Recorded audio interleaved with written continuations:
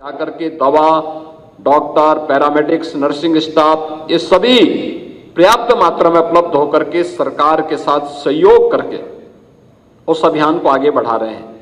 यह एक सुखद अनुभूति और जिस कार्य के लिए स्वास्थ्य सेवा जाना जाता है उसकी अनुभूति और उस कार्यक्रम को एक प्रकार से लीड करने का कार्य एनएमओ आज कर रहा है। यह एक सुखद अनुभूति हम सबको देख करके होती है। बहन और भाइयों, मुझे देख करके बहुत अच्छा लगा। अभी यहाँ पे बहुत सारी चीज़ों पे चर्चा हो रही थी और हम लोगों ने पूरी डॉक्यूमेंट्री को भी देखा है, पूरे कार्यक्रम को भी हम लोगों ने बहुत ध्यान लगा करके उनको देख रहे थे, सुन रहे थे और मुझे इस कार्यक्रम के साथ शुरू से ही जुड़ने का अवसर भी प्राप्त हुआ था। और मुझे बहुत अच्छा लगा कि नेपाल सीमा से जुड़े हुए जो 7 हमारे जनपद हैं, महाराजगंज जनपद, सिद्धार्थनगर, बलरामपुर, श्रावस्ती, बहराइच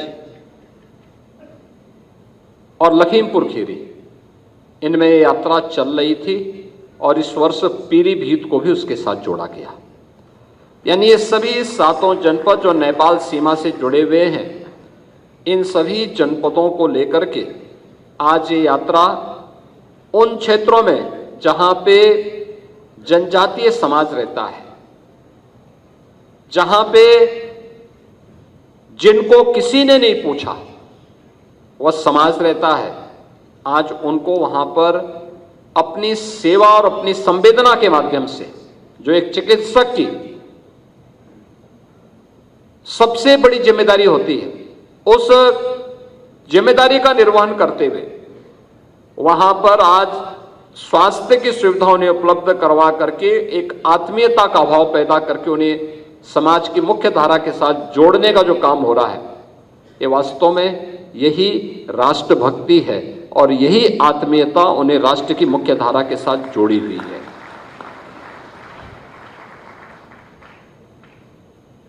ये जो 7 जनपद है, लगभग 550 किलोमीटर से अधिक की हमारी सीमा नेपाल के साथ जुड़ती है और ये 7 जनपद नेपाल के साथ हमारे लगे हुए हैं। आप याद करिए कि अगर उन सीमावर्ती जनपदों में राष्ट्रीय स्वयंसेवक संघ और हमारे धार्मिक संगठनों ने प्रारंभ में ही अपने कार्यक्रम को नहीं खड़ा किया होता, क्या हालात होते हैं, वहां की स्थितियां किस रूप में होती हैं, देखने को मिलती है। मुझे याद है 2007-8 की घटना है। अचानक एक दिन नेपाल के अंदर मुझे समाचार पत्रों से जानकारी मिली कि एक खूनी संघर्ष में कई लोग मारे गए हैं और कई दिनों से खूनी संघर्ष चल रहा है। तो मैंने उस समय सिद्धार्थनगर में हिंदू जागरण मंच के पदाधिकारी काम करते थे, तो मैंने उनसे फोन किया। मैंने कहा ये नेपाल के अंदर कृष्णानगर जनपद में ये जो खूनी संघर्ष चल रहा है, ये क्या है, थोड़ा मुझे इसके बारे में जानकारी दीजिए। मैंने गोरखपुर से फोन किया था, मैं गोरखपुर में उस समय सांसद था। उन्होंने कहा ये वहां पे संघर्ष जो चल रहा है ये मधेसी और माओवादियों के बीच चल रहा है। तो मैंने कहा मधेसी?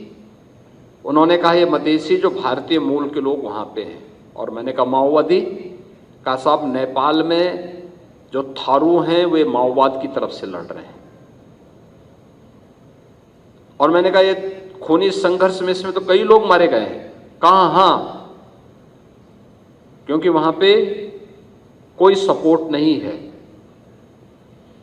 तो मुझे याद आया, मैंने कहा नेपाल के सीमावर्ती क्षेत्र में महाराजगंज में भी कुछ संख्या में, सिद्धार्थनगर में भी, बलरामपुर और श्रावस्ती में तो इनके 46 बस्तियां हैं। बहराइच, लखीमपुर खीरी, पीलीभीत एक बड़ी आबादी रहती है। तो मैंने कहा यहां तो बहुत खराब स्थिति होगी। तो मैंने देवीपाटन मंदिर के महंत जी को फोन किया।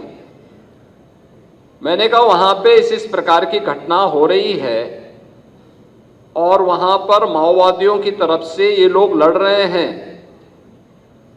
एक बड़ी आबादी इधर भी रहती है, इनकी क्या स्थिति है? इनके बीच में आपको जाके मालूम करना चाहिए, और आवश्यकता पड़ती तो बताइए, मैं भी आता हूं।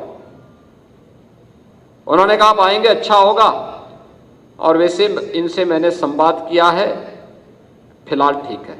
मैंने कहा फिलहाल से नहीं होगा भाई, अस्थायी रूप से बताइए। उन्होंने कहा आप कार्यक्रम दे दीजिए, हम बनाते हैं। तो मैंने इमिलिया कोडर में, जो सरदेव नानाजी देशमुख की साधना की एक स्थली है, जहां पे उन्होंने थारू जनजाति से जुड़े हुए बच्चों के लिए एक छात्रावास का निर्माण किया है और उनके लिए स्कूल का निर्माण किया है, वहां पर एक बड़ा सम्मेलन का आयोजन हुआ। वह सभी 46 गांवों से, उनकी बस्तियों से लोग आए थे।